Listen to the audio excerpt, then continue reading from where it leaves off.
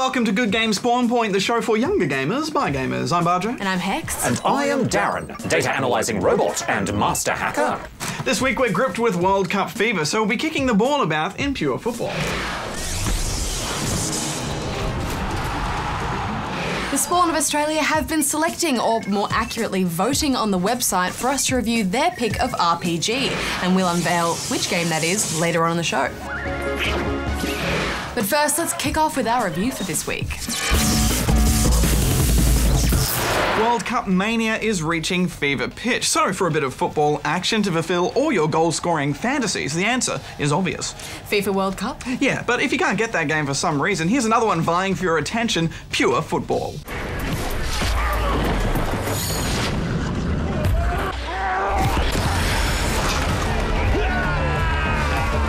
Instead of a team of 11 out on the pitch in front of adoring fans, Pure Football focuses on five-a-side football in weird fantasy arenas where no one is there to watch you play. There are 17 international sides to choose from, but Australia is not one of them, and that's the first of many problems, isn't it, Badge? Yeah, the game's a weird meld of FIFA Street and Mario Strikers. It uses real football players, but also has super moves in there to add an arcade-style thrill.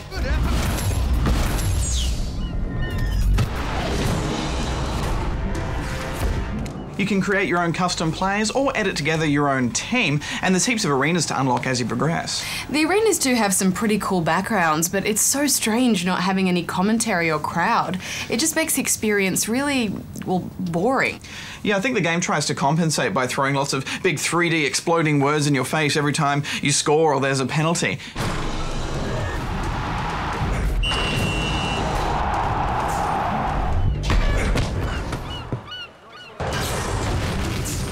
Speaking of penalties, I think there's one thing that's quite clear here, and that's that the game isn't at all realistic. You can concede a penalty anywhere on the pitch if you've committed one too many bad tackles in a row, so there's actually no free kicks in the game. Being five-a-side football, it's not possible to be offside, so you have to unlearn some of the regular rules of football. And it was weird getting used to the fact that it's played in one big chunk, you know, there's no halves.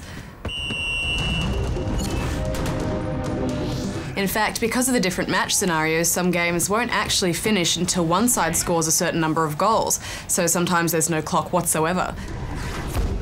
It's good to see that they've tried to break the football formula to spice things up, you know, but there's bigger problems that overshadow all of this. That's right, the controls are awful, aren't they, Hex? This is one of those games where you have that dreaded delay from when you push a button to actually having something happen on screen, and it means you have to anticipate the simple stuff. Something like passing requires thought and planning. The control of your players is also a bit clunky. They just seem to have a life of their own sometimes, and I felt like I was constantly fighting against the animations just to get them to move in a certain direction. You just can't seem to react quick enough. The goalkeeper's letting goals way too easily as well. It's kind of like they're thinking about their lunch and they just let the ball go through.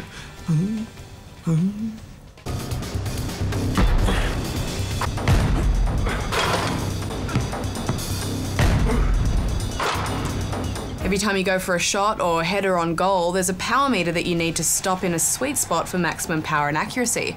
Hit the green zone and you'll be on target, but hit the small white zone and the ball will go in almost every time. Almost. It works in reverse when you're defending a corner. Now that sweet spot in the white zone and you'll stop the AI from scoring. It's not a bad system, but it's hardly a replacement for the skill you need to use in a game of FIFA. The AI in general is pretty weak. They move quite erratically and back off your players too much, especially down the wing, making it easier to get a cross in and score. And you know, Badge, between the clunky controls and the simplistic AI, Pure Football struggles to put together a satisfying game. I agree, and the campaign isn't that compelling to stick with either. You have to win a variety of challenges, such as scoring 3 goals first or coming back from 1 goal down, but every match still feels like it plays out the same way. There just isn't that depth or variety that we normally see in a good football game. You know, I did like the constant rewards of unlocking new players to transfer to your side. I mean, who'd say no to having Beckham on your team? But other than the cartoon likeness, they all seem to perform pretty much the same out on the pitch. You know what, Hex? I never want to play this game again. Ever. Agreed. Pure Football is pure rubbish. In fact, I'm going to give it 3 out of 10 rubber chickens, and they're only for the flashy 3D words that popped up on the screen. Even with a bit of the excitement rubbing off from the World Cup, it still only scrapes in at a 2 out of 10 from me. Barjo, Hex, I couldn't help but overhear your review. This game was clearly made by noobs. Want to do the honours, Darren? Affirmative. Charging my laser. You got me! Negative. Yeah, look! You should be more careful, Barjo. Oh.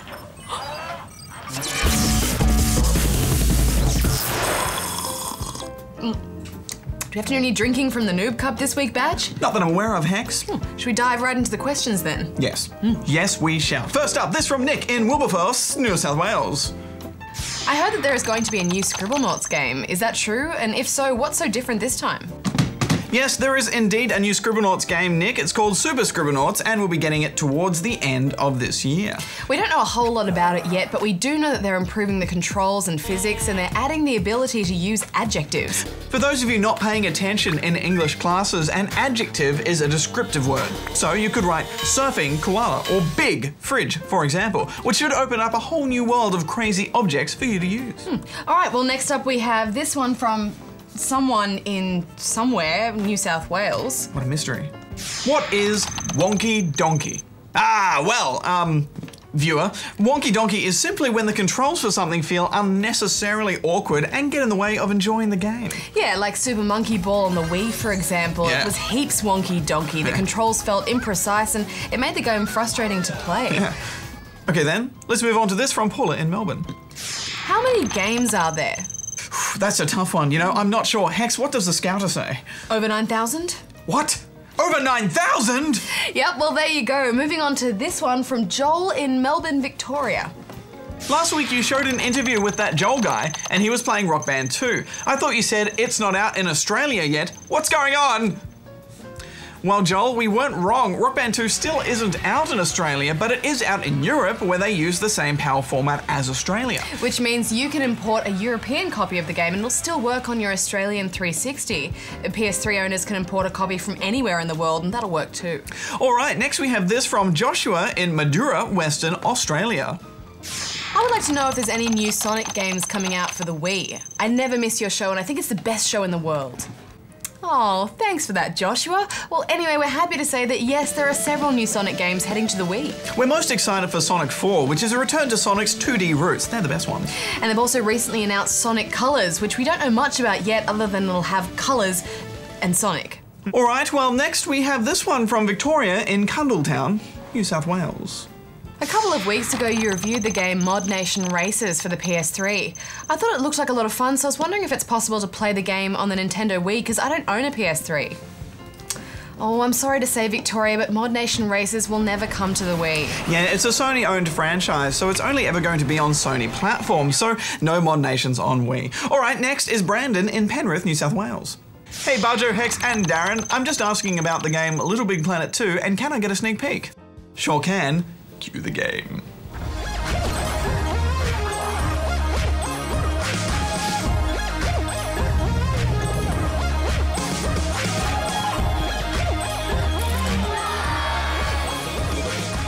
Looks great, huh, Badge? All right, well, time for just one more from Paula in Melbourne, Victoria. How many Mario games are there, and can you play them on Wii and DS? Well, Paula, as of last count, Mario has appeared in over 100 games. Cue list! Most of the main games in the series, from the first Mario Brothers through to Super Mario 64, are all available on the Virtual Console store, so yes, you can play those games on the Wii. As for the DS, well, there's also new Super Mario Bros. DS and Mario Kart DS, which clearly can be played on the DS. Alright, well, that's it for another week, Spawners. Don't forget, you can bug us with your questions by sending them in here.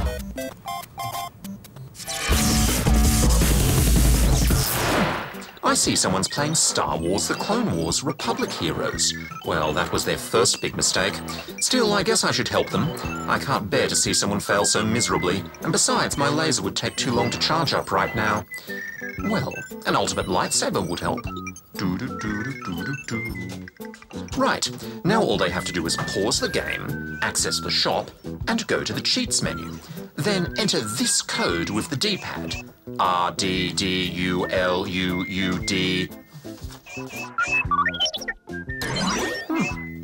Sorted. That reminds me, I should reply to R2-D2 who invited me to his birthday party. He's aged very well. It's time to see what you, the Spawn, have selected for us to look at this week, and we tried to make it a little bit tricky by asking you to pick between 3 games from the role-playing genre. That's right, and 3 of the very best are up for the vote.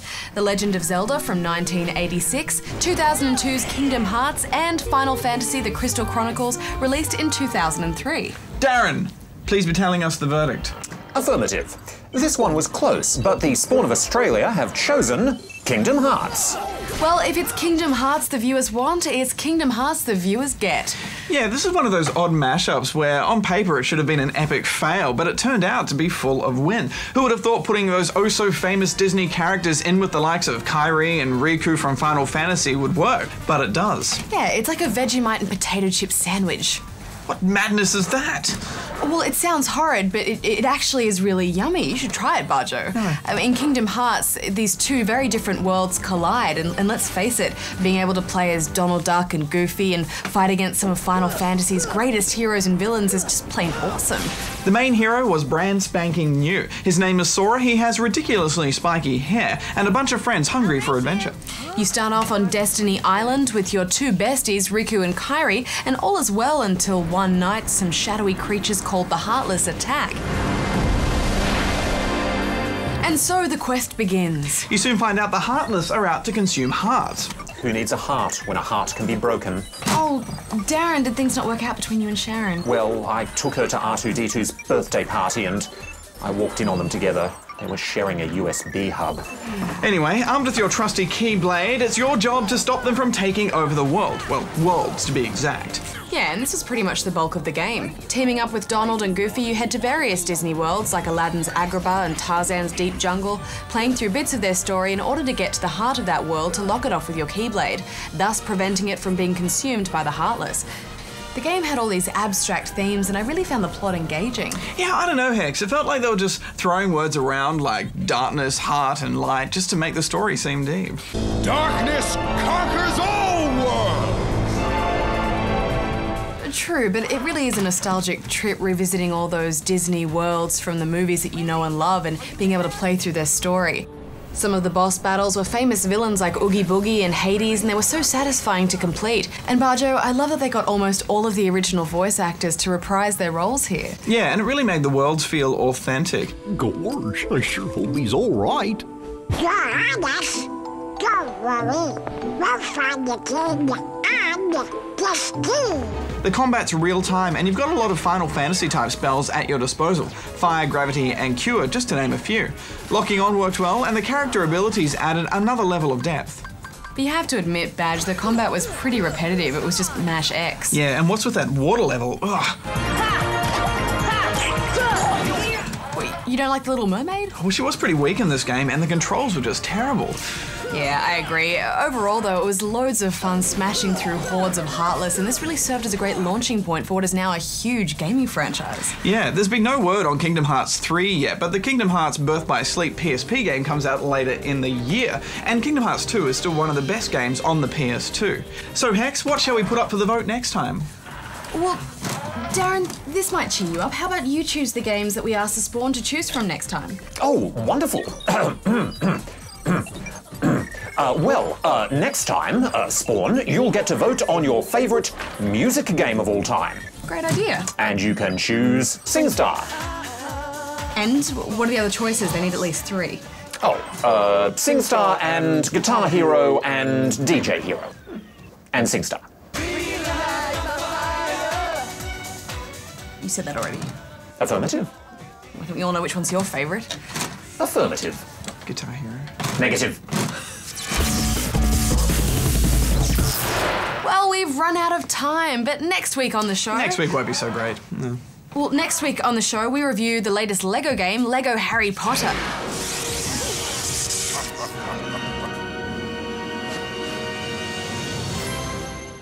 Yeah, not so amazing, really. So. We also have a brand new One Face review. You've been sending in your pics with a facial expression review of Crash Bandicoot, so we'll look at the results. You won't be missing much, honestly. Barjo, just because you're not going to be in next week's show doesn't mean it's not going to be as awesome as ever. Affirmative. Barjo's not going to be with us next week because he's flying to the USA to the Electronic Entertainment Expo. It's called E3 for short. It's this huge show where they show off all the awesome games coming our way for the next year or two. Yes, now that will be cool, and I'll be bringing you back a very special episode of Spawn Point to give you a sneak peek too. And while Barjo is off spying on all that cool stuff for us, I'll have a special guest co-host here in the studio. It's none other than Studio 3's Kane. Hex, is Kane a better gamer than Barjo? Well, I don't know.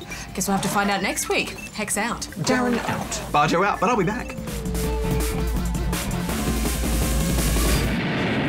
Barjo, can I go to E3 too? Only if you promise not to laser anybody. You know I can't guarantee that. But Darren, these are the developers, the people that make the games. They're not noobs. I'll be the judge of that.